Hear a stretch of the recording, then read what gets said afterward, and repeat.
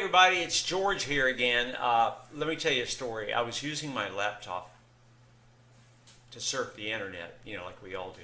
Unknowingly, I ended up installing this really dodgy kind of antivirus program onto the system, and let me tell you, that was just the beginning of all my troubles.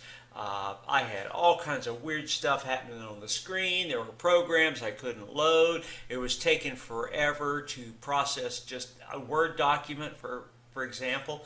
And I knew that there was some bad stuff going on in there caused by what I had downloaded. It was my own fault, really. So I wasn't being very successful at fixing this, so I went online and I found these guys. Let me give you their website. Okay, write this down. It's onlinepctechnicians.com. They cleaned up my spyware, the malware, all the other things that were messing up my laptop. And in the meantime, while they were doing all that, I went and had lunch. There was nothing to it. It was great. I recommend them. Remember that website address, and good luck with your PC, and I will talk to you guys later. Bye.